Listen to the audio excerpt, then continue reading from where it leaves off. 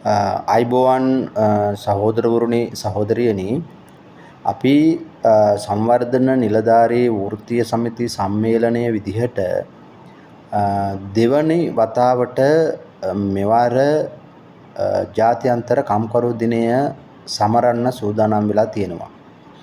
අපි පළමු වතාවට පසුගිය වසරේ මාතර තැපැල් ශ්‍රවණාගාරයේදී මැයි 1 වෙනිදා 2024 ජාත්‍යන්තර කම්කරු දිනය සැමරීමක් සිදු කළා.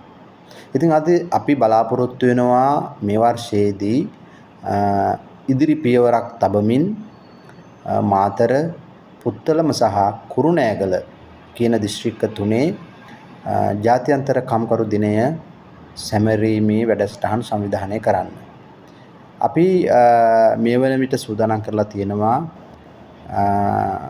මැයි 1 වෙනිදා උදේ 9ට හලාවත බෞද්ධ මන්දිරයේත්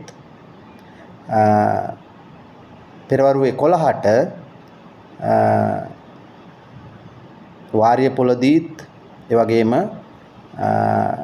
මාතර කඹුරුපිටිය සනස ශාලාවේ පෙරවරු 9ටත් මේ මැයි දින සැමරුම් වැඩසටහන් පැවැත්වීමට.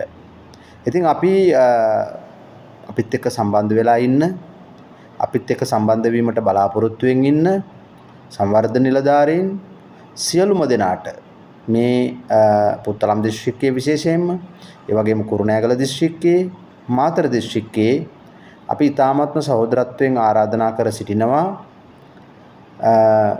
ජාත්‍යන්තර කම්කරු දිනය කියලා කියන්නේ මේ රටේ වැඩ කරන ජනතාවට තමගේ අයිතිවාසිකම් දිනා ගැනීම සඳහා සංවිධානය වෙන්න, සටන් කරන්න, එකතු වෙන්න, අරගල කරන්න,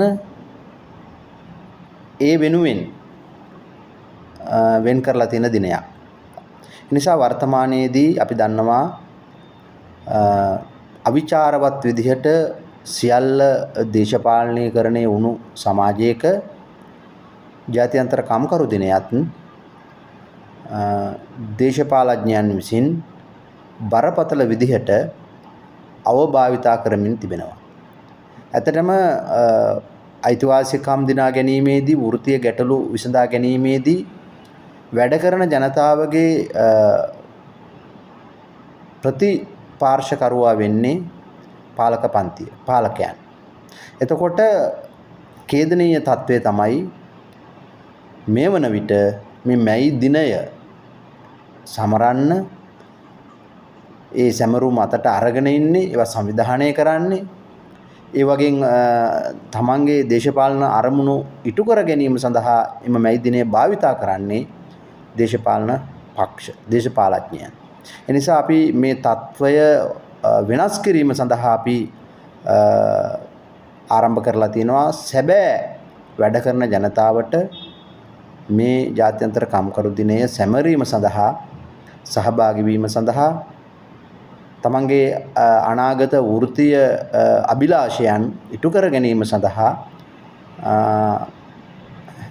තීරණාත්මක දිනයක් බවට, හැරවුම් ලක්ෂයක් බවට මේ කම්කරු දිනය පත් කරගන්න.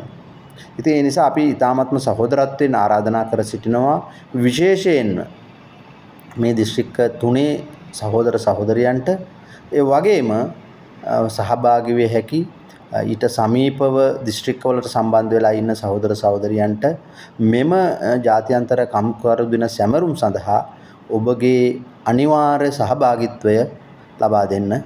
ඔබ සියලු දෙනාටම ජය වේවා. ස්තුතියි.